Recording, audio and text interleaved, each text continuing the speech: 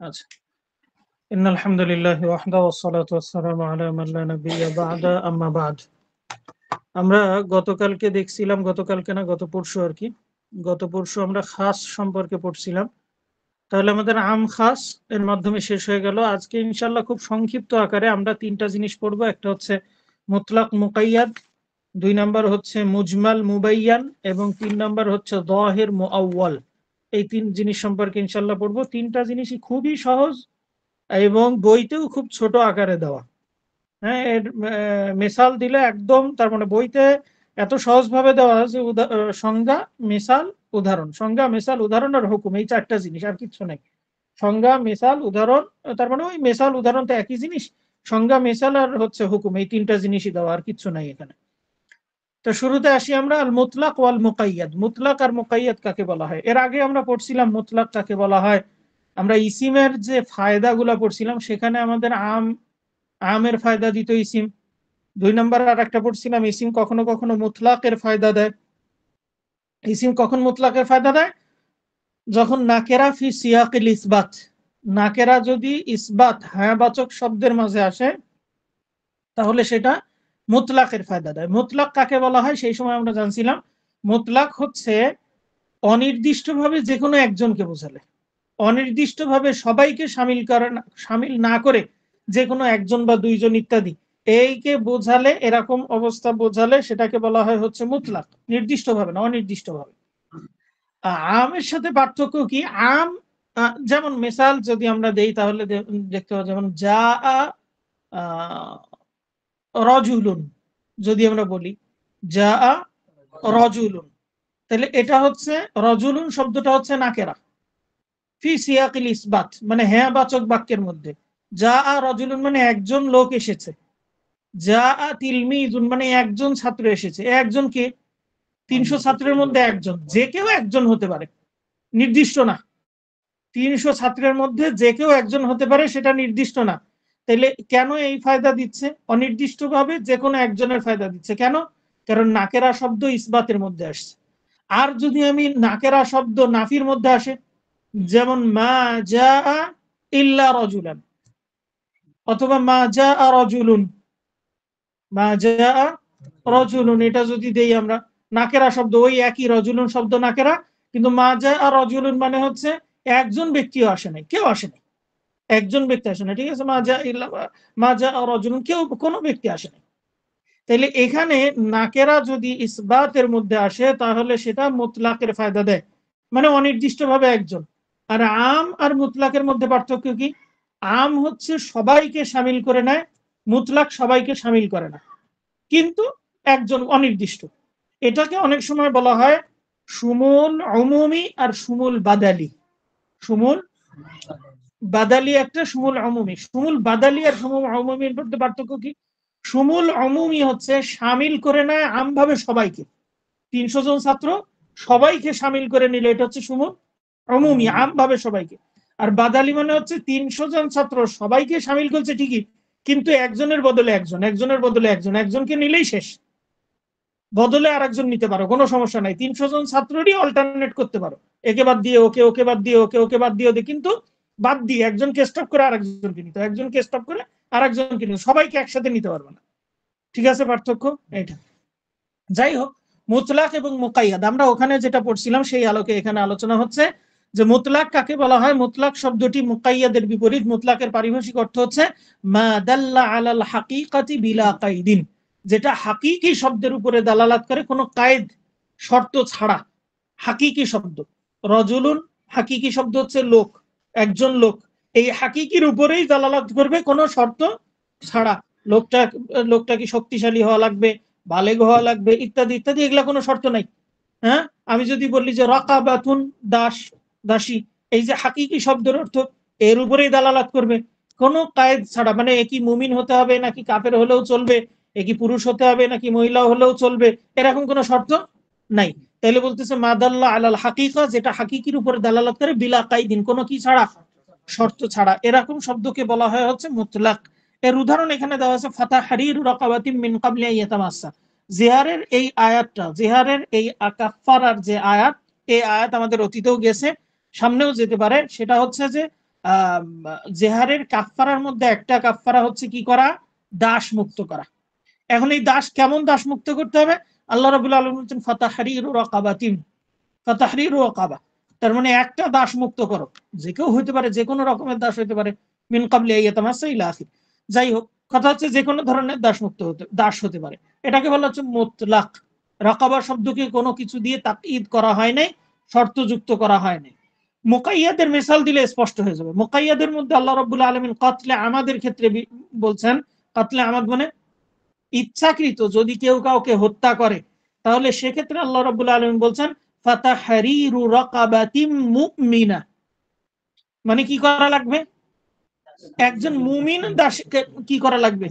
আজাদ করতে হবে। তাহলে এখানে যে কোনো দাসকে আজাদ করলে চলবে না, এখানে মুমিন হওয়া লাগবে। তাহলে এখানে কি কায়েদ করে দিল না? এটা হচ্ছে মুকাইয়াদ। ঠিক আছে, মিসাল যদি আমরা আরো দেই তাহলে মুতলাকের মিসাল আরো, যেমন আল্লাহ রাব্বুল আলামিন বলেছেন মিন বাদি ওয়াসিয়াতি ইউসা বিহা আও দাইন, বলছে না সূরা ইয়েতে, সূরা কোন সূরা? নিসার মধ্যে, যেখানে আয়াতুল মিরাসের আয়াত যেখানে আছে, সেখানে বলছেন যে মিরাসের মাল বন্টন হবে কখন? মিন বাদি ওয়াসিয়া, ওসিয়ত বন্টন করার পরে। ইউসা বিহা আও দাইন, যে ওসিয়ত সে ওসিয়ত করেছে, এই ওসিয়তকৃত মাল আগে বন্টন করতে হবে, করার পরে যেটা অবশিষ্ট থাকবে সেটা বন্টন করতে হবে। আচ্ছা, ওসিয়ত কতটুকু করতে পারবে? এটা কি আয়াতে আছে? আয়াতে তাহলে কি আছে? কোনো শর্ত আছে? কিছুই শর্ত নাই। তাহলে এই আয়াত কি মুতলাক নাকি মুকাইয়াদ? মুতলাক। এই আয়াতকে অন্য হাদিস এসে মুকাইয়াদ করছে, সেটা আলাদা কথা, কিন্তু আয়াত কি? অন্য আয়াতে আল্লাহ রাব্বুল আলামিন ফামান কানা মিনকুম মারিদান আও আলা সাফারি আও বিহি আদাম মির রাসিহি ফাফিদিয়াতুম মিন সিয়াম, যে ব্যক্তি হজ অবস্থায় অসুস্থ হয়ে যাবে, অথবা মাথার উপরে উকুন বা এই জাতীয় কিছুর কি হবে, কষ্ট হবে, ফাফিদিয়াতুম মিন সিয়াম, সে কি রাখবে? কতদিন সিয়াম রাখবে? 10টা, 3টা এখানে, 7টা এইদিকে আছে। তো কি এই আয়াতে আছে? আয়াত আছে সিয়াম, রোজা রাখবে, কয়টা রাখবে কি না কিছুই নাই, মুতলাক। ঠিক আছে, মুকাইয়াদ অন্য হাদিস দ্বারা হচ্ছে, সেটা আলাদা কথা, সেটা আমাদের মিসালের মধ্যে পরবর্তীতে আসবে। বোঝা গেছে তাহলে কাহিনী? এটা হচ্ছে মুতলাকের উদাহরণ। আচ্ছা, তাইলে এখানে যদি আমরা মুতলাক, বোঝা গেছে তো? তাহলে স্পষ্ট, ক্লিয়ার? আচ্ছা, এখানে সুতরাং আমাদের বক্তব্য মাদাল্লা আলাল হাকিকাতি, যা কোনো হাকিকি বা বাস্তবতার প্রমাণ করে, এই অংশ দ্বারা আম বিলুপ্ত হয়ে গেছে। কারণ কি? আম এটার অমুমের উপর প্রমাণ করে, শুধুমাত্র শর্তহীন বা সাধারণ বাস্তবতার উপর নয়। আমাদের বক্তব্য বেলা কায়দিন এই অংশ দ্বারা মুকাইয়াদ বের হয়ে গেছে, কারণ মুকাইয়াদ কায়েদ সহ আসে।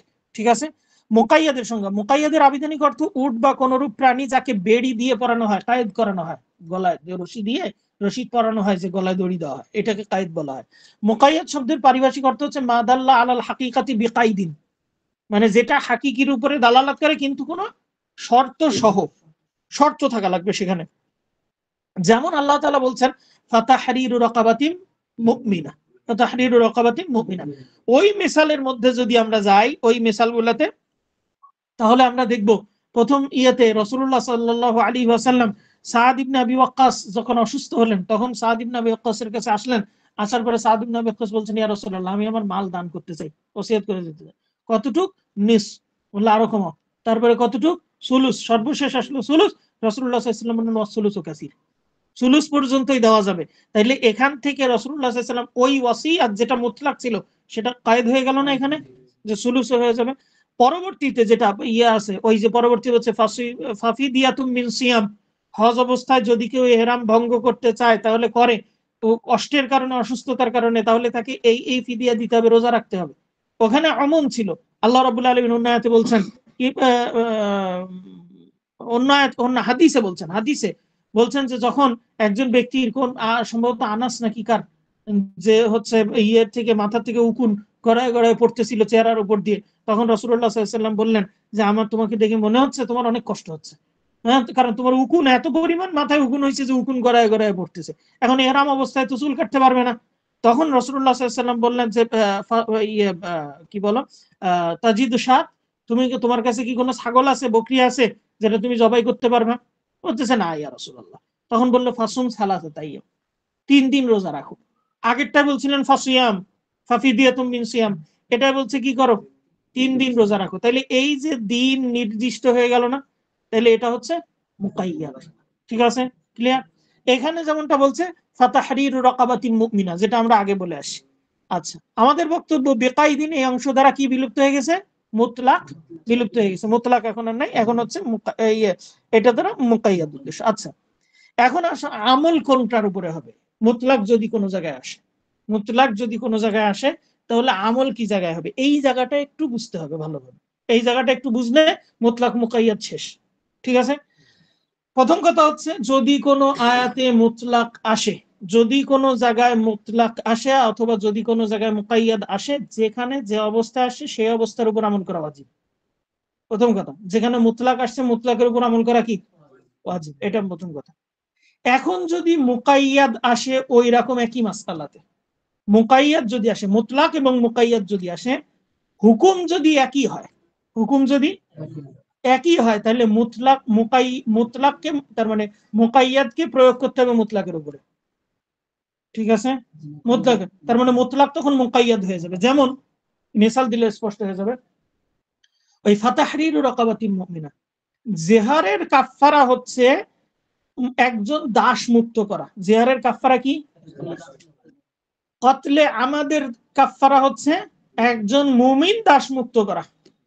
আচ্ছা, দুইটা ক্ষেত্র আলাদা আলাদা, শাস্তি দুই জায়গায়, তার মানে হচ্ছে দুইটা ঘটনা আলাদা আলাদা, কিন্তু শাস্তি এক না। দাস মুক্ত করা দুই জায়গায় কি দাসমুক্ত, দাসমুক্ত দুই জায়গায় হচ্ছে দাসমুক্ত। এই যে দুই জায়গায় দাসমুক্ত করা হলো, কাফফারা একই রকম। কাফফারা কি? যেহেতু হুকুমটা দাসমুক্ত করা উভয় জায়গায়, সুতরাং এখানে মুতলাককে মুকাইয়াদের উপর প্রয়োগ করতে হবে, অর্থাৎ ওই মুতলাকটা এখন মুকাইয়াদ হয়ে যাবে। বোঝা গেছে?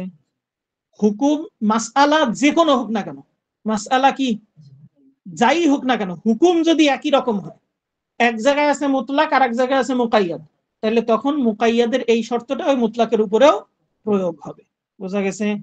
সুতরাং যেহেতু দুই জায়গাতেই কি আছে, দুই জায়গাতেই বলা আছে দাস মুক্ত করতে হবে, এক জায়গায় আছে হচ্ছে উন্মুক্ত, দাস মুক্ত করলেই হবে, আর এক জায়গায় আছে হচ্ছে না মুমিন দাস মুক্ত করা লাগবে, সুতরাং জেহারের ক্ষেত্রেও আমাকে কি করতে হবে? মুমিন দাস মুক্ত করতে হবে, যদিও আয়াতের মধ্যে নাই। আয়াতের মধ্যে কি আছে? মুতলাক। ক্লিয়ার বিষয়টা? যদি হুকুম একই হয়, মাসআলা আলাদা আলাদা হোক, কোনো সমস্যা নেই, ওটা জেহারের মাসলা বলছে। ধরো আরো 10টা মাসলা হলো, যে মাসলাগুলো ভিন্ন ভিন্ন মাসলা, সেখানেও দাস মুক্তর কথা আছে। আরো 10টা মাসলা ভিন্ন ভিন্ন, অন্য কিছু ঘটনা ঘটছে, অন্য কিছু, কিন্তু সেখানেও দাস মুক্তর কথা আছে। কিন্তু এই সব জায়গায়, যত জায়গায় দাস মুক্ত আছে, সব জায়গায় কি হবে? এই কায়েদ ওর উপরে যেয়ে বর্তাবে। বোঝা গেছে? আর যদি হুকুম আলাদা আলাদা হয়, হুকুম কি আলাদা আলাদা হয়, তাহলে সেক্ষেত্রে যেটাকে তার অবস্থায় রেখে দিতে হবে। যেমন আস-সারিকু ওয়াস-সারিকাতু ফাকতাউ আইদিয়াহুমা, ফাকতাউ আইদিয়াহুমা। আচ্ছা, তাদের হাত কাটতে হবে, মুতলাক রাখা হয়েছে। ঠিক আছে।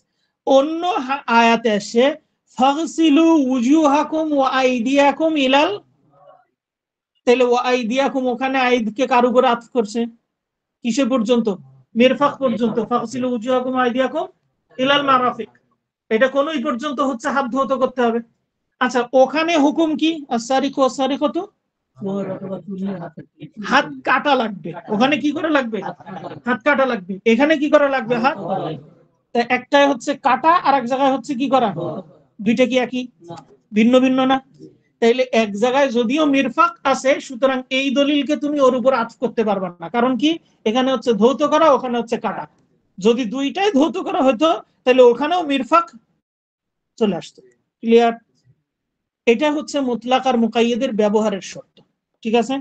যে যদি এরকম হয়, বোঝা গেছে সব? তাই এখানে বলছে আল আমালু বিল মুতলাক, মুতলাক অনুযায়ী আমল করা। মুতলাক দলিলকে শর্তহীন ভাবে আমল করা ওয়াজিব, অর্থাৎ মুতলাক আসলে মুতলাককে ইতলাকের উপরেই আমল করতে হবে, কোনো মুকাইয়াদ করা যাবে না। তবে মুতলাককে মুকাইয়াদ করে এমন দলিল যদি পাওয়া যায়, মুতলাককে কি করা করে এমন দলিল যদি পাওয়া যায়, যেমন আমরা বাদা ওয়াসিয়া আসলুসু কাসির দুইটা দলিল পাইছি, যেটা মুতলাককে কি করছে, এরকম দলিল যদি পাওয়া যায়, তখন সেভাবেই আমল করতে হবে। এটা হচ্ছে সোজা সবটা কথা। মুতলাককে মুতলাকের উপরে আমল করতে হবে। মুকাইয়াদ যদি দলিল কোনো পাওয়া যায়, তাহলে মুতলাক তখন কি হয়ে যাবে? মুকাইয়াদ হয়ে যাবে। কেননা কোরআন ও হাদিসের ভাষ্যের মর্মার্থ অনুযায়ী আমল করা ওয়াজিব। যতক্ষণ না তা থেকে ভিন্নতার কোনো দলিল পাওয়া যায়, ততক্ষণ পর্যন্ত যেভাবে আছে সেইভাবে আমল করতে হবে। যখন মুতলাক ও মুকাইয়াদ ভাষ্য বর্ণিত হয় তখন উভয়টির হুকুম যদি একই হয়, উভয়টির হুকুম যদি একই হয়, তাহলে মুকাইয়াদ দ্বারা মুতলাককে মুকাইয়াদ করা ওয়াজিব। এটার ভাব অর্থ বোঝা গেছে তো, যে জিনিসটা এখানে এবার হচ্ছে যেটা বলছে, আর আমরা তো ইয়ে করলাম যে মুকাইয়াদ দ্বারা মুতলাককে মুকাইয়াদ করে দিতে হবে, এটা দেওয়া ওয়াজিব। যেমন মিসাল কোনটা, জিহার আর জিহার আর হচ্ছে কাতলে আমাদ, জিহার এবং কাতলে আমাদের কাফারা, ঠিক আছে, এই দুইটা। আচ্ছা, অন্যথায় হুকুম এক না হয়ে যদি ভিন্ন ভিন্ন হয়, তাহলে মুতলাক এবং মুকাইয়াদকে প্রত্যেকটি যে মর্মে বর্ণিত হয়েছে সেই অনুযায়ী আমল করা লাগবে। মিসাল কোথায়, অজু করা এবং চোরার হাত কাটা, ঠিক আছে, ক্লিয়ার এখানে। তাই মুতলাক ও মুকাইয়াদ উভয়টির হুকুম একই হওয়ার উদাহরণ হচ্ছে জিহারের কাফারা প্রসঙ্গে আল্লাহ তাআলা বলছেন ফাতাহরিরু রাকাবাতিন মিন ক্বাবলি আইয়াতামাসসা, আর হত্যার কাফারা সম্পর্কে আল্লাহ তাআলা বলছেন ফাতাহরিরু রাকাবাতিন মুমিনা। দুইটাই তাহরির অর্থাৎ দাস মুক্তি আছে, এই জন্য রাকাবাতিন মুমিনাটা ওই রাকাবার উপরে আতফ হবে, ঠিক আছে। আচ্ছা, এখানে উভয় ক্ষেত্রে হুকুম একই, আর তা হলো দাস মুক্ত করা। তাই জিহারের মুতলাক বা শর্তহীন কাফারাকে হত্যার শর্তযুক্ত কাফারা দ্বারা মুকাইয়াদ করা হবে, ঠিক আছে। আচ্ছা, আবার অতএব উভয় কাফারা আদায়ের ক্ষেত্রে দাসের মধ্যে ঈমান থাকা শর্ত। সুতরাং জিহারের ক্ষেত্রে ঈমান শর্ত ছিল না, কিন্তু এই কারণে এখন ওখানেও কি হয়ে যাবে, শর্ত চলে আসবে। আবার মুতলাক ও মুকাইয়াদ উভয়টি হুকুম ভিন্ন ভিন্ন হওয়ার উদাহরণ হচ্ছে আস-সারিকু ওয়াস-সারিকাতু ফাকতাউ আইদিয়াহুমা, চোর যে এবং পুরুষ চোর বা নারী চোর যাই হোক না কেন, চুরি করলে কি করতে হবে, হাত কেটে হবে। ফাগসিলু উজুহাকুম আইদিয়াকুম ইলাল মারাফিক, এখন এই মিরফাককে ওই মুতলাকের উপরে যাবে না, কারণ কি এক জায়গায় হচ্ছে ধৌত করা আর এক জায়গায় হচ্ছে কর্তন করা। এখন প্রশ্ন আসতে পারে তাহলে হাত কাটবো কতটুকু, এটা অন্য হাদিস দ্বারা আসছে, অন্য হাদিস দ্বারা প্রমাণিত যে হাত কোনটুকু কাটবে, কাফন পর্যন্ত কাটবে, কবজি পর্যন্ত কেটে দিবে, ঠিক আছে, কবজি পর্যন্ত কেটে দিবে, এটা অন্য জায়গায় আসছে, সেটা তার জায়গায় হবে। এখানে উভয় ক্ষেত্রে হুকুম ভিন্ন ভিন্ন। প্রথমটি হচ্ছে হাত কাটা, দ্বিতীয়টি হচ্ছে হাত ধোয়া। কাজেই দ্বিতীয়টির দ্বারা প্রথমটি মুকাইয়াদ করা যাবে না, বরং এটি মুতলাকের উপরই বহাল থাকবে। সুতরাং হাত কাটার বিধানটি কবজি পর্যন্ত হবে, আর হাত ধোয়ার বিষয়টি কনুই পর্যন্ত হবে। ক্লিয়ার? তাহলে তাহলে মুতলাক এবং মুকাইয়াদের মধ্যে আমাদের আলোচনা হচ্ছে এই তিনটা। একটা হচ্ছে মুতলাক এবং মুকাইয়াদের পরিচয়, দুই নম্বর হচ্ছে মুতলাক এবং মুকাইয়াদের মিসাল, তিন নম্বর হচ্ছে মুতলাক এবং মুকাইয়াদের উপর আমল, কিভাবে আমল করা হবে। প্রথম কথা হচ্ছে মুতলাককে মুতলাকের উপর আমল করা হবে, মুকাইয়াদ যদি যতক্ষণ না আসে ততক্ষণ, মুকাইয়াদ এসে গেলে তখন মুকাইয়াদের উপরই আমল করতে হবে। দ্বিতীয় কথা হচ্ছে মুতলাক এবং মুকাইয়াদ ভিন্ন ভিন্ন মাসআলাতে যদি হুকুম একই হয়, তাহলে মুতলাকের উপরে মুকাইয়াদকে করে মুকাইয়াদের ওই শর্ত দ্বারা মুতলাককে কায়েদ করতে হবে। যেমন ফাতাহরিরু রাকাবা আর ফাতাহরিরু রাকাবাতিন মুমিনা, জিহার এবং কাতলে আমাদ। আর মুতলাক যদি ভিন্ন ভিন্ন মাসআলায় ভিন্ন ভিন্ন হুকুম হয়, তাহলে হুকুম ভিন্ন ভিন্ন হলে একটাকে আরেকটার উপরে প্রয়োগ করা যাবে না, মুতলাককে মুতলাকই রাখতে হবে, মুকাইয়াদকে মুকাইয়াদ রাখতে হবে। যেমন আস-সারিকু ওয়াস-সারিকাতু, আরেকটা হচ্ছে ফাগসিলু উজুহাকুম। তাহলে এই হচ্ছে আমাদের মুতলাক এবং মুকাইয়াদ শেষ। এবার আসতেছে আমাদের মুজমাল এবং মুবাইয়ান। মুজমাল এবং মুবাইয়ান শাব্দিক অর্থ যদি স্পষ্ট হয়, তাহলে আমাদের কাছে বিষয়টা আরো বেশি স্পষ্ট হয়ে যাবে।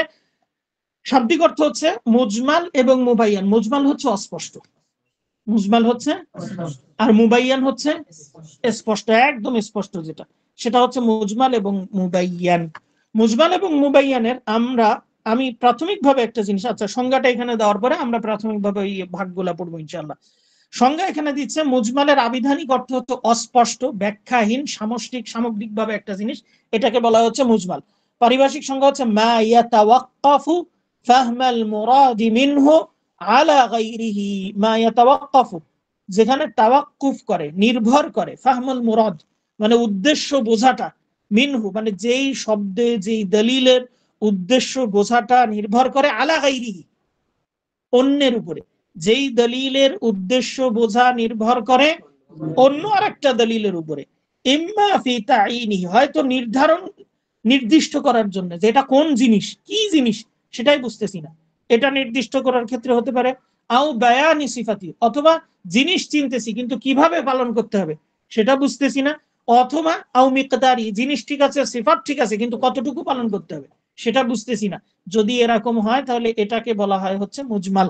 আমরা এই সংজ্ঞার উপরে ভিত্তি করে আমরা তিনটা জিনিস বলতে পারি। মুজমাল তিনটা জিনিসের ক্ষেত্রে হয়। কয়টা জিনিস? একটা হচ্ছে জাত, ওই জাতটা চেনার ক্ষেত্রে মুজমাল, কি জিনিস সেটাই চিনতেছি না, মুজমাল। 2 নাম্বার হচ্ছে সিফাত, জিনিস চিনতেছি কিন্তু বৈশিষ্ট্য বুঝতেছি না। 3 নাম্বার হচ্ছে আদাদ, সংখ্যা, মিকদার, পরিমাণ। ঠিক আছে, আমি জিনিস চিনতেছি, সিফাতও জানি কিন্তু পরিমাণ জানি না। মিসাল দিলে স্পষ্ট হয়ে যাবে। আল্লাহ রাব্বুল আলামিন বলেছেন ওয়াল মুতাল্লাকাতু ইয়াতারাব্বাসনা বিআনফুসিহিন্না সালাসাতা কুরু। আচ্ছা, এখানে মুজমাল কোনটা? কুরু শব্দ। কুরু শব্দ একইভাবে ডিকশনারিতে 2টা অর্থ প্রদান করে। কুরু শব্দ 2টা অর্থ প্রদান করে। একদিকে কুরু শব্দটা হায়েজ অর্থ প্রদান করে, আর একদিকে কুরু শব্দ তুহুর অর্থ প্রদান করে। একই সাথে কুরু শব্দটা 2টা অর্থ প্রদান করে। তাহলে এখন এটা আমার কাছে অস্পষ্ট হয়ে গেল না? আমি তো জানতে পারছি না যে তালাক প্রাপ্ত মহিলা 3 মাস ইদ্যত পালন করবে, 3 কুরু ইদ্যত পালন করবে। কুরু মানে কি? সে কি হায়েজ 3 হায়েজ ইদ্যত পালন করবে নাকি 3 তুহুর ইদ্যত পালন করবে? 2টাই আমার কাছে কি আছে? সম্ভাবনা আছে, অস্পষ্ট 2টাই। সুতরাং এটা হচ্ছে অস্পষ্ট জিনিস, এটা হচ্ছে কি মুজমাল। জিনিসই চিনতেছি না, জাতি চিনতেছি না, যে কুরুটা কি এটাই আমি চিনতেছি না। বোঝা গেছে? তাহলে এটা হচ্ছে মুজমাল ফিল জাত। ঠিক আছে। 2 নম্বর হচ্ছে সিফাত। আল্লাহ রাব্বুল আলামিন বলেছেন আকিমুস সালাহ, তোমরা সালাত কায়েম করো। সালাত কি? আমি জানতেছি না যে সালাত কি। হ্যাঁ, অন্য দলিল আমাকে স্পষ্ট করে দিচ্ছে, সেটা আলাদা কথা। সেটা দলিলকে বলা হয় মুবাইয়ান। সেটাকে কি বলা হয়? মুজমালকে মুবাইয়ান এসে একদম বায়ান করে দেয়। এটা শরিয়াতে আল্লাহ রাব্বুল আলামিন কোন জিনিস কি রাখেন নাই? মুজমাল রাখেন। শারঈ সমস্ত বিষয় আল্লাহ রাব্বুল আলামিন বায়ান করে দিয়েছেন, স্পষ্ট করে দিয়েছেন। কিভাবে সেটা পরবর্তীতে আসবে। কিন্তু কথা হচ্ছে এখন যদি আমি আকিমুস সালাহ বলি, তাহলে এই সালাতটা কি আমার কাছে মুজমাল, আমি বুঝতেছি না। কিন্তু সালাত কাকে বলে? নামাজ আমি তো জানি যে নামাজ, কিন্তু কিভাবে পড়তে হয় সেটা আমার কাছে অস্পষ্ট। ঠিক আছে, এটাকে বলা হয় মুজমাল ফিস সিফাত। ঠিক আছে। আর একটা হচ্ছে মুজমাল ফিল আদাদ বা মিকদার, পরিমাণ। আল্লাহ রাব্বুল আলামিন বলেন ওয়াতুজ যাকাত, কি করো? যাকাত দাও। আমি জানি যাকাত সম্পদের থেকে বের করা লাগে, সিফাতও জানি এইভাবে এইভাবে বছরে হলে বের করা লাগে, কিন্তু কতটুকু, কোন মালে কতটুকু বের করব? তাহলে এটা অস্পষ্ট না আমার কাছে, এটা হচ্ছে মিকদার। ঠিক আছে। তাহলে আমরা বললাম মুজমাল কয় প্রকার? মুজমাল ফি জাত, তার মানে জাতগত ভাবে আমি ওটা বুঝতেছি না। এটাই এখানে বলছে তাইন, নির্দিষ্ট করতে পারছি না। উদাহরণ হচ্ছে কুরু। কুরুর 2 রকমের অর্থ থাকে, হায়েজ এবং তুহুর। কোনটা আমি সেটা স্পষ্ট না আমার কাছে, অন্য দলিল দ্বারা স্পষ্ট, সেটা হচ্ছে মুবাইয়ান। সেটা আলাদা কথা, আমি এখানের কথা বলতেছি। 2 নাম্বার হচ্ছে সিফাত, যেমন আকিমুস সালাহ, সালাত কিভাবে আদায় করতে হয় আমি জানতেছি না, এটা হচ্ছে সিফাত, সালাতের ধরন আমার জানা নাই। 3 নম্বর হচ্ছে যাকাত, 3 নম্বর হচ্ছে মিকদার, পরিমাণ, যেমন ওয়াতুজ যাকাত, যাকাত জানি আদায় করতে হয়, বছরে একবার আদায় করা লাগে সেটাও জানি, মালের থেকে আদায় করা হয় সেটাও জানি, কিন্তু কোন মাল থেকে কতটুক সেটুক জানি না। বুঝা গেছে? এটাকে বলা হয় কি? মিকদার। আচ্ছা, এবার আসো আচ্ছা, মুজমাল ওই শব্দকে বলে যার উদ্দিষ্ট বুঝ অন্যের উপর নির্ভর করে। মুজমাল, সুতরাং মুজমালের বুঝটা কার উপর নির্ভর করতেছে? অন্যের উপর, মুবাইয়ানের উপর। যার উপর নির্ভর করে তাকে কি বলে? মুবাইয়ান। বললাম যে বাদা তাবঈন। ঠিক আছে, এটা এখানে ইকামা প্রতিষ্ঠা করা, ইতাউন মানে দেওয়া, এই 2টা মুজমাল শব্দ। কিভাবে ইকামা প্রতিষ্ঠা হবে, কিভাবে সালাত, কিভাবে যাকাত দেওয়া লাগবে, ইতা কিভাবে যাকাত দেওয়া লাগবে, এটা কি অস্পষ্ট। কিন্তু শরিয়ত প্রণেতা তার বর্ণনা দিয়েছেন। এই জায়গা থেকে কথা যে মুজমাল কখনো শরিয়ত কি রাখে নাই? মুজমাল রাখে নাই। শরিয়তে মুজমাল রাখলে বিপদ হয়ে যেত, আমরা আমল করতে পারতাম না। এই জন্য শরিয়ত কি করে দিছে? স্পষ্ট করে দিছে। তাইলে পার্থক্য করলাম কেন? যদি শরিয়তে স্পষ্টই করে দিয়ে থাকে, তাহলে আমি পার্থক্য করলাম কেন? পার্থক্য করলাম এই কারণে, যেন কেউ মুজমাল আয়াত নিয়ে গন্ডগোল না করে, গন্ডগোল তৈরি না করে, যে এখানে তো মুজমাল আছে, আমার যেভাবে ইচ্ছা আমি সেভাবে আমাল করবো। বুঝো নাই? যে আল্লাহ বলছে আতুস যাকাত, যাকাত দাও, আমার যেভাবে ইচ্ছা যাকাত দেবো। অন্য হাদিসে আছে ওটা যা থাক থাক, আমার কি? আমার এই হাদিসে আমি এটা পাইছি কিনা? সোজা সাপটা কথা। তোমার যদি এখন এসে বলে যে তুমি এই হাদিসে পাইছো কি আতুস যাকাত, আল্লাহ বলছে ও আতুস যাকাত, তুমি যাকাত দিবা, তোমার যতটুকু মন চায় তুমি যাকাত দিবা। যে আপনি যে রাসূল সাল্লাল্লাহু আলাইহি ওয়াসাল্লাম যে হাদিসে বলছে এটা, ও হাদিস বাদ দাও, হাদিস পরে থাক, আল্লাহ বলছে কিনা এটা দেখো। তখন তোমার ওটা শিখাইতে হবে যে উসুল একখান আছে, আমরা পড়ছিলাম একটা উসুল। কি উসুল? শরিয়াতে মুজমাল এবং মুবাইয়ান 2 ধরনের জিনিস আছে। মুজমাল জিনিসটাকে আমল করতে হবে মুবাইয়ান দিয়ে বুঝে তারপরে। ঠিক আছে? নাইলে মুজমাল মুজমালের উপরে যদি ওইভাবে থাকে তাহলে ওটা। তাই এখানে বলতেছি যে এই জন্য 2টা পার্থক্য করা হয়েছে, যে তুমি যেন মুজমালের উপরে পড়ে থাকো না, মুবাইয়ান খোঁজো, কোন জায়গায় আছে খোঁজো। ঠিক আছে? তাই এখানে বলতেছে মুজমাল অনুযায়ী আমল করা। মুকাল্লাফ ব্যক্তি বিবরণ বা ব্যাখ্যা পাওয়া গেলে, অর্থাৎ মুবাইয়ান পাওয়া গেলে, মুজমালের যদি ব্যাখ্যা পাওয়া যায়, শরীয়তের দায়িত্বপ্রাপ্ত ব্যক্তির জন্য আবশ্যক হচ্ছে মুজমাল অনুযায়ী আমল করার জন্য প্রতিজ্ঞাবদ্ধ হওয়া। এটা কি? এটা হচ্ছে এই কথাটা যেটা বললো, এটা হচ্ছে এর মানে হচ্ছে, ধরো আমি কি জানি না, তার মানে জাকাত কিভাবে দিতে হবে আমি জানি না, ও আতু জাকাত এইটুকু খালি আমার জানা আছে, আর কিচ্ছু নাই। শরীয়তের প্রত্যেক দায়িত্বশীল ব্যক্তির উপরে আবশ্যক হচ্ছে সে মনে প্রাণে এই বিশ্বাস রাখবে যে আমি আল্লাহর দেওয়া পদ্ধতি অনুযায়ী জাকাত দেব। যখনই জানতে পারবো সেই অনুযায়ী আমি কি করব? জাকাত দেব, আল্লাহর দেওয়া পদ্ধতি অনুযায়ী জাকাত দেব, এই বিশ্বাস মনে রাখা আবশ্যক। এটা হচ্ছে মুজমালের হুকুম। মুজমালের হুকুম কি?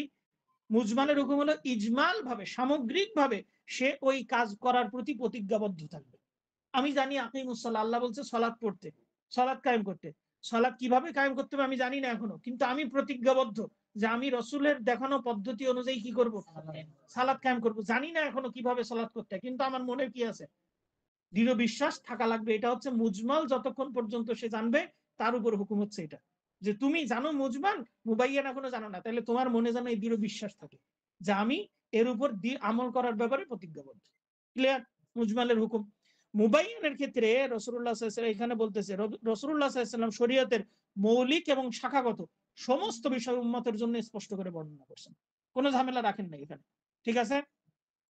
তিনি উম্মতকে স্বচ্ছ পরিচ্ছন্ন শরীয়তের উপরে রেখে গেছেন, যা দিবালোকের মতো স্পষ্ট। তিনি প্রয়োজনীয় মুহূর্তে কখনো বিবরণ দেওয়া ছেড়ে দেন নাই।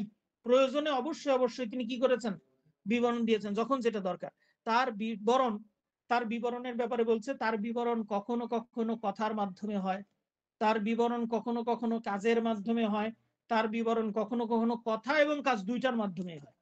মিসাল বলছে কৌল, কৌলের মাধ্যমে মিসাল হচ্ছে রাসূলুল্লাহ সাল্লাল্লাহু আলাইহি ওয়াসাল্লাম বলছেন ফিমা সাকাতিস সামাউ আল উশর, ফিমা সাকাতিস সামা আল উশর, অর্থাৎ আসমান থেকে যে পানি বর্ষণের মাধ্যমে যেই ফসল হয়, এই ফসলে যাকাত ফরজ হচ্ছে 10 ভাগের 1 ভাগ। ফিমা সাকাতিস সামা, রাসূলুল্লাহ সাল্লাল্লাহু আলাইহি ওয়াসাল্লাম এটা করছেন, বলছেন।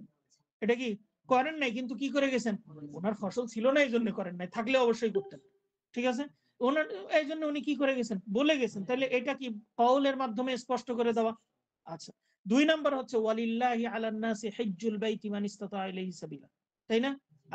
এই যে রাসূলুল্লাহ সাল্লাল্লাহু আলাইহি ওয়াসাল্লাম কি কওল, এই আমলের মাধ্যমে এটা দেখা গেছেন না, হজ কিভাবে করা লাগে, এখন এটা তখন ওইটা ইত্যাদি ইত্যাদি সব আমলের মাধ্যমে দেখা গেছেন না? এটা হচ্ছে কি? ফেল, কর্মের মাধ্যমে দেখানো।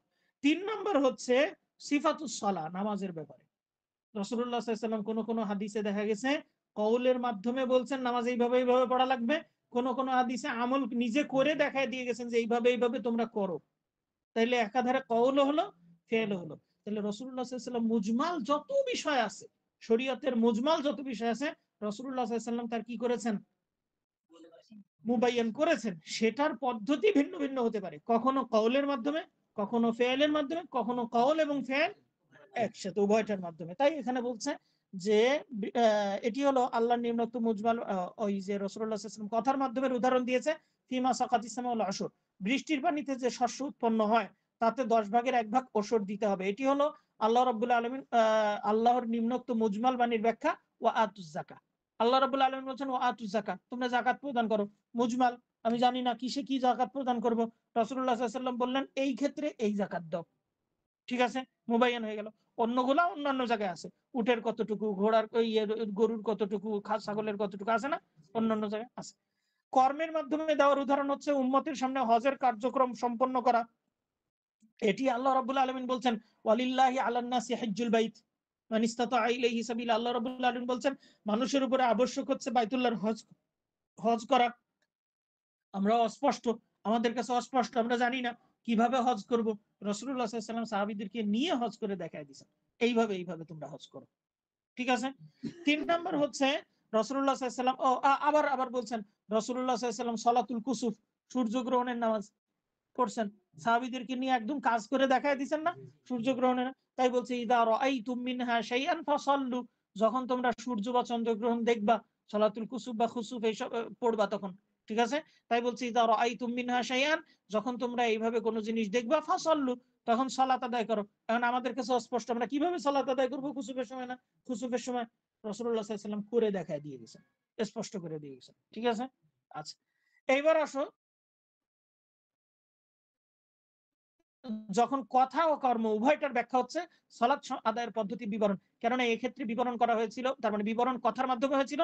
যেমন সালাতে ভুলকারী সম্পর্কে রাসূলুল্লাহ সাল্লাল্লাহু আলাইহি ওয়াসাল্লাম হাদিসে বলছেন, ওই যে মুখতিউস সালাতি, যে ইদা কুমতুম ইলা সালাতি ফাসবিগিল উযু সুম্মা ইসতাকবিলিল কিবলা ফাকাব্বির, যখন তুমি নামাজের ইচ্ছা করবে প্রথমে কি করো, ভালো করে ওযু করো, তারপরে কিবলামুখী হও, তারপরে তাকবীর দাও, তারপরে এই করো, তারপরে ওই করো, তাই একদম স্পষ্টভাবে তাকে বলে দিয়েছে। ঠিক আছে, এটা হচ্ছে কথার মাধ্যমে বলা। আবার কর্মের মাধ্যমে এর বিবরণ হচ্ছে, যেমন সাহাল বিন সাদের হাদিসে আছে রাসূলুল্লাহ সাল্লাল্লাহু আলাইহি ওয়াসাল্লাম মিম্বারে দাঁড়ালেন, অতঃপর তাকবীর দিলেন, পেছনের লোকজনও তাকবীর দিল, এমত অবস্থায় তিনি মিম্বারের উপর ছিলেন। অত্র হাদিসে আছে, অত্র হাদিসে আরো আছে, তারপর তিনি লোকদের অভিমুখী হলেন এবং বললেন, আমি এরকম করলাম যাতে তোমরা আমার অনুসরণ করতে পারো এবং আমার সালাফ থেকে শিখে নিতে পারো। তাহলে এখানে তিনি কিসের মাধ্যমে স্পষ্ট করলেন, কাজের মাধ্যমে। তাহলে সালাতের পদ্ধতিটা একাধারে কথা এবং কাজ উভয় ভাবেই কি সাব্যস্ত, স্পষ্ট, বোঝা গেছে। তাহলে আমরা এখান থেকে জানতে পারলাম মুবাইয়ান হয় রাসূলুল্লাহ, মুবাইয়ান মূলত দুই ধরনের জিনিস হয়, একটা হচ্ছে আসলুল ওয়াদা, গঠনগত ভাবেই হচ্ছে মুবাইয়ান, আর একটা হচ্ছে দলিল প্রমাণ দিয়ে ব্যাখ্যা করার পরে হচ্ছে মুবাইয়ান, দুই ধরনের হয়। আবার আমরা জানলাম রাসূলুল্লাহ সাল্লাল্লাহু আলাইহি ওয়াসাল্লাম শরীয়তের কোন বিষয় অস্পষ্টতা রেখে যান নাই, সকল বিষয় স্পষ্ট করে দিয়েছেন। আমরা জানি না হয়তো আমাদের ইলমের স্বল্পতার কারণে, আমি অনেক কিছু জানি না। আমি নিজেও, আমাকে যদি প্রশ্ন করা হয় যে এই বিষয়ে মুজমাল এটা মুবাইয়ান কি, আমার মাথায় নাও আসতে পারে, অস্পষ্ট, কারণ কি, আমার জ্ঞানের স্বল্পতার কারণে। কিন্তু রাসূলুল্লাহ সাল্লাল্লাহু আলাইহি ওয়াসাল্লাম স্পষ্ট করে দিয়েছেন, হয়তো আমি পাচ্ছি না কিন্তু আরেকজন পারবে, আরেকজন পারবে, হ্যাঁ তিনি না পারলে আরেকজন পারবে, কিন্তু পারবে, রাসূলুল্লাহ সাল্লাল্লাহু আলাইহি ওয়াসাল্লাম স্পষ্ট করে দিয়ে গেছেন। ঠিক আছে, ক্লিয়ার। তো এই স্পষ্ট করাটা তিন ভাবে হয়, হয় রাসূলুল্লাহ সাল্লাল্লাহু আলাইহি ওয়াসাল্লাম কথার মাধ্যমে স্পষ্ট করছেন, অথবা কাজের মাধ্যমে, অথবা কথা এবং কাজ। তাহলে আমরা এখানে দেখলাম মুজমাল এবং মুবাইয়ান কাকে বলা হয়। মুজমাল হয় তিন ধরনের, একটা হচ্ছে মুজমাল ফি যাত, মুজমাল ফি সিফাত, মুজমাল ফিল মিকদার। ঠিক আছে, সত্তার মধ্যে মুজমাল, সিফাতের মধ্যে মুজমাল, আর হচ্ছে পরিমাণের মধ্যে। উদাহরণ হচ্ছে জাতের ক্ষেত্রে সালাসাতা কুরু, কুরু এর দুইটা অর্থ, হাইজ এবং তুহুর। আবার হচ্ছে সিফাতের ক্ষেত্রে উদাহরণ হচ্ছে আকিমুস সালাহ, আর মিকদারের ক্ষেত্রে উদাহরণ হচ্ছে ওয়া আতুজ যাকাত। ঠিক আছে, মুবাইয়ান আবার দুই ধরনের হয়, একটা হচ্ছে মুবাইয়ান আসলুল ওয়াদা, মানে মূল গঠনগত ভাবে, আবার মুবাইয়ান হচ্ছে বা'দা তাবইন, স্পষ্ট করার পরে। আসলুল ওয়াদা ইয়ের হচ্ছে উদাহরণ হচ্ছে আসমান জমিন, চাঁদ সূর্য ইত্যাদি ইত্যাদি। আর হচ্ছে এই বা'দাত তাবইন মানে হচ্ছে যেমন আকিমুস সালাত ইত্যাদি, এটা ক্ষেত্র বিশেষ। আসলুল ওয়াদা এটা ক্ষেত্র বিশেষ, আবার হচ্ছে ইয়েও হতে পারে। যেমন সূর্য কাকে বলে, সূর্য আমরা বুঝলাম যে চিনলাম, কিন্তু বিস্তারিত ব্যাখ্যা জানতে গেলে আবার বা'দাত তাবইন দলিল টলিল গবেষণার দরকার হতে পারে। ঠিক আছে, তাই এটা ক্ষেত্র বিশেষ। আরো অন্যান্য পাহাড়, পাহাড় তো আমরা চিনি, এর তো আর গবেষণা দলিলের দরকার নেই। ঠিক আছে, মানুষ তো আমরা চিনি, মানুষ কাকে বলে। আচ্ছা, তারপরে এটা গেল এটা জিনিস। দুই নম্বর হচ্ছে আমাদের ঈমান কার উপর কি থাকবে। প্রথমত কথা হচ্ছে মুজমালের উপর, মুজমালের উপর ইজমালি ভাবে ঈমান আনা আবশ্যক, যে আমি এই জিনিসটা জানি, আল্লাহর পক্ষ থেকে এটা নির্দেশ, আমি সিফাত জানি বা না জানি, আমি কাইফিয়াত জানি বা না জানি, আমি জাত চিনি বা না, আমি এর উপর ঈমান আনছি, এটা স্পষ্ট হলে আমি এর উপর কি আমল করতে বাধ্য, আমি আমল করবো ইনশাআল্লাহ, এই দৃঢ় প্রতিজ্ঞা থাকা আবশ্যক। ঠিক আছে, আর আমরা জানলাম যে হচ্ছে মুবাইয়ান, রাসূলুল্লাহ সাল্লাল্লাহু আলাইহি ওয়াসাল্লাম শরীয়তের সমস্ত বিষয় কি করে দিয়েছেন, স্পষ্ট করে দিয়েছেন। সুতরাং আমাদেরকে কি ইয়ের কি বলে এটাকে দেখতে হবে যে তিনি কিভাবে স্পষ্ট করলেন।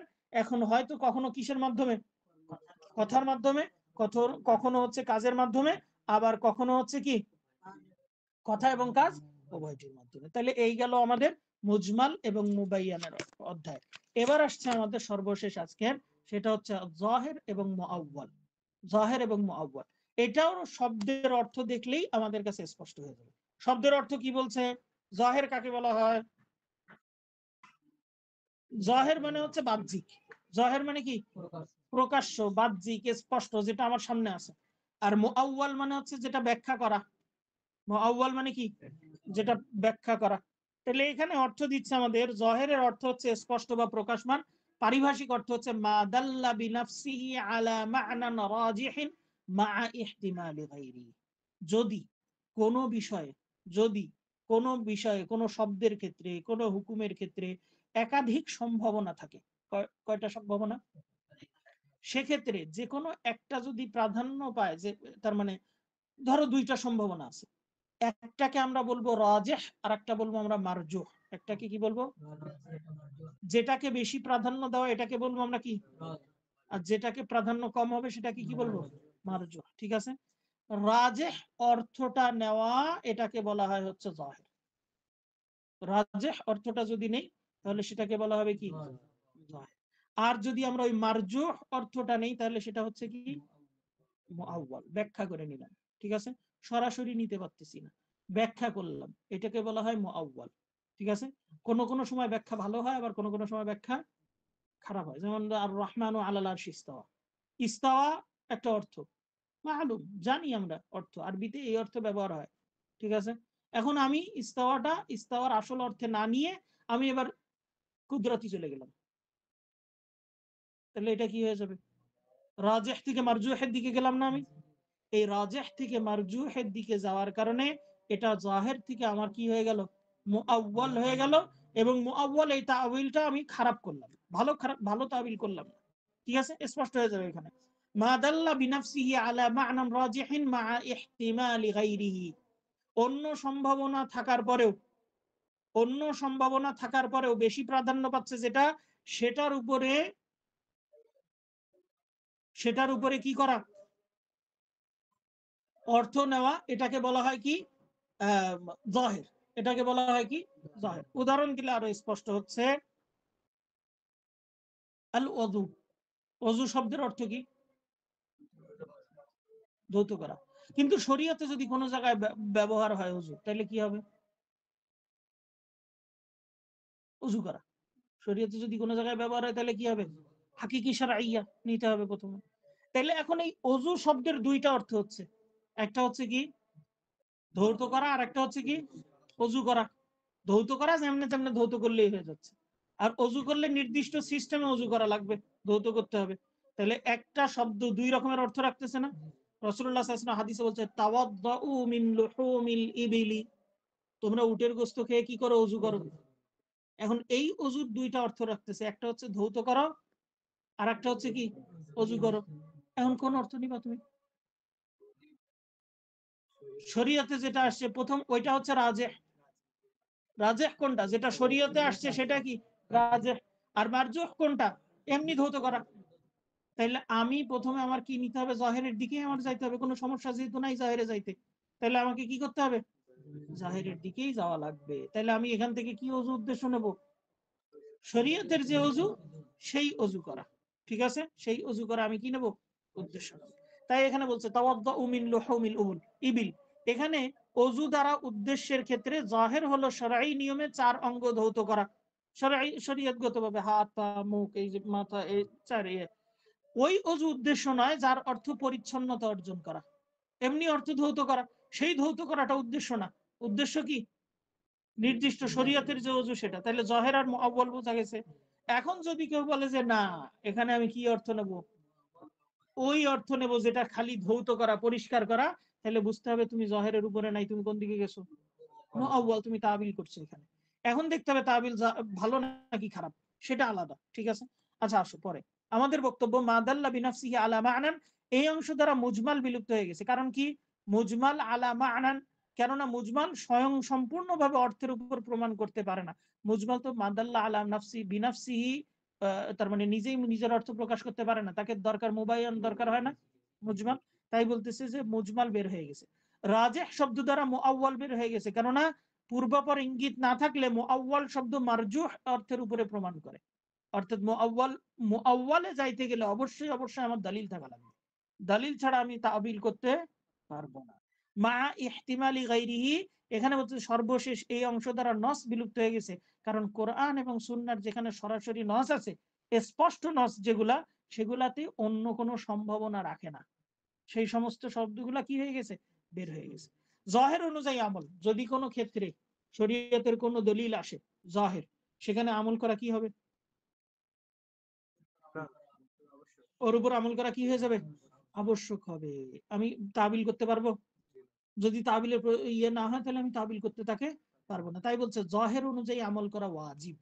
তবে যদি এমন দলিল পাওয়া যায় যা তাকে বাহ্যিক বা অর্থ থেকে সরিয়ে দেয়, এখন যদি তুমি এই দলিল ছাড়া অন্য কোনো জায়গায় অন্য কোনো দলিল পাইছো, যেই দলিলকে এই দলিলের সাথে মিলালে দেখা যাচ্ছে এখানে আমি যদি জাহের অর্থ নেই, তাহলে আমার অর্থটা স্পষ্ট হচ্ছে না, ওই দলিল থেকে যাচ্ছে আমি ওই দলিলের কাছে। যেমন মাসালার উদাহরণ দিলে স্পষ্ট হয়ে যাবে। কুফরানুল আশিরা আছে না, কুফরানুল আশির মানে হচ্ছে স্বামীর অবাধ্য হওয়া, কুফরানুল আশির। আচ্ছা, কুফরুন শব্দের অর্থ কি? অস্বীকার করা। হ্যাঁ, কুফরুন শব্দ সাধারণত ব্যবহার হয় আল্লাহর সাথে কুফরি করার ক্ষেত্রে, তাই না? যে ব্যক্তি কুফরি করলো সে চিরস্থায়ী জাহান্নামে, এদিকে চলে যাবে, আল্লাহর সাথে কুফরি করলো এই জায়গায়। এখন যে তুমি বলতেছো এখানে যে যে হচ্ছে ইয়ের রাসূলুল্লাহ সাল্লাল্লাহু আলাইহি ওয়াসাল্লাম বললেন যে আমি একদিন আমাকে জাহান্নাম দেখানো হলো, আমি দেখলাম সেখানে অধিকাংশ হচ্ছে অধিবাসীরা কি মহিলা। ইয়া রাসূলুল্লাহ, কেন মহিলা কেন? তো বলছে কারণ ওরা কুফরি করে। রাসূলুল্লাহ সাল্লাল্লাহু আলাইহি ওয়াসাল্লাম বললেন কি, এই যে কুফরি করে বললেন, এই কুফরি করার জাহের অর্থ কোনটা? আল্লাহর সাথে কুফরি করা। আর মারজুহ কোনটা? আলাদা অন্য অস্বীকার করা। ঠিক আছে, এখন তুমি এটাকে যদি রাসূল সাল্লাল্লাহু আলাইহি ওয়াসাল্লাম এই জায়গায় এসে স্পষ্ট স্টপ হয়ে যেতেন যে মহিলারা কি করে, তাহলে আমরা কোন দিকে অর্থ নিতাম? আল্লাহর সাথে কুফরি করে। তখন এইবার সাহাবায়ে কেরাম জিজ্ঞাসা করলেন, ইয়া রাসূলুল্লাহ, মহিলারা কি আয়াকফুরনা বিল্লাহ, তারা কি আল্লাহর সাথে কুফরি করে? তখন বলছে না, ইয়াকফুরনা বিল আশির, ওরা কি করে? স্বামীর অবাধ্য হয়। তাহলে বোঝা গেল এখানে কুফরি অর্থ রাসূলুল্লাহ সাল্লাল্লাহু আলাইহি ওয়াসাল্লাম কোন দিকে নিয়ে গেছেন? স্বামীর অবাধ্য হওয়া। এইটা কি তাবিল করলেন না রাসূলুল্লাহ সাল্লাল্লাহু আলাইহি ওয়াসাল্লাম? আমরা কি দলিল পাইলাম না? এখন যদি আমি বলি যে কুফরির অর্থ এখানে হচ্ছে স্বামীর অবাধ্য হওয়া, তাহলে এটা দলিলের কারণে আমি রাজিহ থেকে মারজুহের দিকে ফিরলাম না, এটা হচ্ছে তাবিল। ঠিক আছে, দলিলের কারণে আমি ফিরলাম এই দিক থেকে আরেকদিক। বোঝা গেছে? দলিল না থাকলে আমি ফিরতাম না। তো এখানে বলছে যদি এমন দলিল পাওয়া যায় যা তাকে জাহের থেকে বাহ্যিক থেকে সরিয়ে দেয়, তাহলে ওই ক্ষেত্রে পরিবর্তিত অর্থই গ্রহণযোগ্য হবে। জাহের থেকে ফিরে দেয় এরকম যদি দলিল থাকে, তাহলে সেক্ষেত্রে ওইটা হবে, আর না হলে জাহেরের উপরেই আমল করা ওয়াজিব। কেননা এটাই হলো সালাফ বা পূর্ববর্তী বিদ্বানদের কর্মপন্থা, যা বেশি সতর্কতামূলক এবং দায়িত্ব মুক্তির ক্ষেত্রে অধিকতর উপযোগী এবং ইবাদত আনুগত্যের ক্ষেত্রে অধিকতর উপযোগী পন্থা। এটা বাংলায় স্পষ্ট। মুআওয়াল কাকে বলা হয়? মুআওয়াল শব্দের শাব্দিক অর্থ আউয়ালা থেকে উদ্গত, এর অর্থ হচ্ছে প্রত্যাবর্তন করা একদিক থেকে আরেক দিকে। ঠিক আছে, প্রত্যাবর্তন করা। পারিভাষিক সংজ্ঞা আমাদের কাছে জহেরের সংজ্ঞা থেকে এটাও স্পষ্ট, সেটা হচ্ছে কি মা হামালা লাফযুহু আলাল মা'নাল মারজুহ, শব্দকে কি করা? মারজুহ, যেটা তার মানে কি বলে এটা, অগ্রগণ্য অর্থের উপর শব্দকে এটা মারজুহ বা অগ্রগণ্য শব্দ লিখছে এখানে। অগ্রগণ্য, অগ্রগণ্য তো হচ্ছে যেটা এগিয়ে থাকে। ঠিক আছে, এটা তার বিপরীত। এই শব্দটা এমনি বাংলা করলে আমরা কি বলতে, মারজুহ শব্দেই তো বুঝি। আচ্ছা যাই হোক, মারজুহ অর্থের উপরে কোন শব্দকে দালালাত করা, মানে যেটা অগ্রগণ্য নয়, যেটা প্রাধান্যপ্রাপ্ত অর্থ না। ঠিক আছে, এই অর্থের উপরে শব্দকে ব্যবহার করা, এটাকে বলা হয় হচ্ছে কি মুআওয়াল। আমাদের বক্তব্য আলাল মা'নাল মারজুহ এর মাধ্যমে কি বের হয়ে গেছে? মারজুহ জাহের বের হয়ে গেছে, কারণ জাহের হচ্ছে আলাল মা'নার রাজিহ, আর মারজুহ হচ্ছে মুআওয়াল। আবার নসও বের হয়ে গেছে, কারণ নসের মধ্যে রাজিহ মারজুহ থাকে না, একটা এক সরাসরি একটা ও আবুদুল্লাহ, আল্লাহর ইবাদত করো, ওখানে কোনো রাজিহ মারজুহ নেই। ঠিক আছে, সরাসরি একদম নস। বুঝা গেছে? এটা বের হয়ে গেছে। তাওয়িল হচ্ছে দুই প্রকার, তাওয়িল গ্রহণযোগ্য বা সহিহ তাওয়িল, আর হচ্ছে প্রত্যাখ্যাত ফাসেদ বা ভুল তাওয়িল। যে তাওয়িলের ব্যাখ্যার উপরে বিশুদ্ধ দলিল আছে সেটা কি? তাওয়িলুস সহিহ। যে তাওয়িলের ব্যাখ্যার উপরে কি আছে? বিশুদ্ধ দলিল আছে, সেটা কি? তাওয়িলে সহিহ। উদাহরণ স্পষ্ট আমাদের, উদাহরণ আল্লাহ রাব্বুল আলামিন বলছেন ওয়াসআলিল কারিয়া, আমরা এই আয়াতের উদাহরণ আগে পড়ে আসছি, সেখানে বলা হচ্ছে ওয়াসআলিল কারিয়া মানে কি? ওয়াসআল আহলাল কারিয়া, ওয়াসআল আহলাল কারিয়া। তাহলে এখানে আমি তাওয়িল করলাম না? এখানে আমি তাওয়িল করলাম।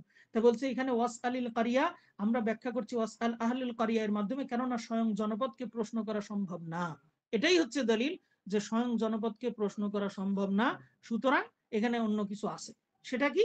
ওই জনপদের অধিবাসীদেরকে প্রশ্ন করা, এটা হচ্ছে দলিল। হ্যাঁ, আর তাওয়িলুল ফাসিদ কাকে বলা হয়? যার সপক্ষে কোনো দলিল নাই, যেমন আর রহমান আলাল আরশি ইস্তাওয়া। এখানে ইস্তাওয়া শব্দকে উপর উপর ব্যবহার না করে ইস্তাওয়া অর্থকে ইস্তাউলা দেওয়া, ইস্তাওয়াকে ইস্তাউলা অর্থে ব্যবহার করা, এটা হচ্ছে তাওয়িল করা এমন অর্থে যেটা তাওয়িলে ফাসিদ। তাই বলছে বাতিলপন্থীরা উক্ত আয়াতের ইস্তাওয়া এর অর্থ ভ্রান্ত ব্যাখ্যা করে। এর অর্থ হলো কর্তৃত্ব লাভ করা, কিন্তু সঠিক অর্থ হলো সমুন্নত করা। তারা ইস্তাউলা বলতে বলা হয়। আর রহমান আলাল আরশি ইস্তাওয়া অর্থ হচ্ছে আল্লাহ রাব্বুল আলামিন আরশের উপরে উঠেছেন না, বরং আল্লাহ রাব্বুল আলামিন আরশের মালিক হয়েছেন বা আরশের উপর কর্তৃত্ব করছেন। এটা হচ্ছে বাতিলপন্থীদের ব্যাখ্যা। ইস্তাওয়া অর্থ কোনোদিন আরবিতে কি হয় না, কর্তৃত্ব এই জাতীয় অর্থ হয় না, বরং উপরে ওঠা, উপরে থাকা এই জাতীয় অর্থ হয়। ঠিক আছে, কিন্তু যারা বাতিলপন্থী তারা কি করে, কর্তৃত্বের ইয়ে দেয়, ব্যাখ্যা করে, এটা কি দলিল ছাড়া। এই কারণে এটাকে বলা হয় কি তাওয়িলে ফাসিদ। ফাসিদ, হ্যাঁ, এটা হচ্ছে ভ্রান্ত তাওয়িল। এটা হচ্ছে জাহির আর মুআওয়ালের আলোচনা। আমাদের এই বইতে এই পর্যন্তই জাহির আর মুআওয়াল আছে। এর মাধ্যমে আমরা জাহির আর মুআওয়াল শেষ করলাম। তাহলে আজকে আমরা পড়লাম তিনটা জিনিস, একটা হচ্ছে মুতলাক মুকাইয়াদ, একটা হচ্ছে মুজমাল মুবাইয়ান, আর একটা হচ্ছে জাহির মুআওয়াল। এর মধ্যে কোনো ঝামেলা আছে? ঝামেলা থাকলে প্রশ্ন করা যেতে পারে।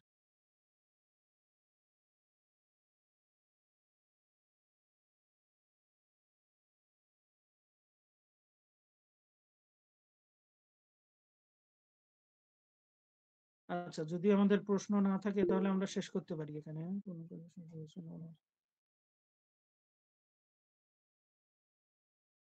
একটা লিখিত প্রশ্ন আসছে। হ্যাঁ হ্যাঁ, কোন কাজের শুরুতে বিসমিল্লাহ বলা মুস্তাহাব আর ওযু শুরুতে বিসমিল্লাহ বলা ওয়াজিব। তবে অনেক ওলামায়ে কেরাম এই ওযু শুরুতে মতে ওযু শুরুতে বিসমিল্লাহ বলা মুস্তাহাব। অনেকে বলে থাকেন যে ওযু শুরুতে বিসমিল্লাহ না বললে ওযু হয়ে যাবে, তবে সমস্ত শরীর পবিত্র হবে না। যে অঙ্গগুলো ধুয়েছি সে ততটুকু ব্যতীত। আর বিসমিল্লাহ বললে ওযু করলে পুরো শরীর পাক হয়ে যাবে। এই কতটুকু সত্যটা কতটুকু সহিহ মত কোনটি? আচ্ছা, এটা এটা হচ্ছে ফিকহি প্রশ্ন, তো এটার ব্যাপারে একটু ফিকহি ইয়ে লাগবে। হ্যাঁ, আমি ইনশাল্লাহ পরবর্তীতে এই প্রশ্নটা আমার হোয়াটসঅ্যাপে ইয়ে করে দেন, আমি পরবর্তীতে ইনশাল্লাহ ইয়ে দিয়ে দেবো এখানে। ঠিক আছে। ফিকহি প্রশ্ন উসুলের সম্পর্কে কোনো ইয়ে থাকলে আজকের আমাদের এর ভিতরে যদি কোনো থাকে তাহলে সেটার ব্যাপারে প্রশ্ন করলে হবে। হ্যাঁ।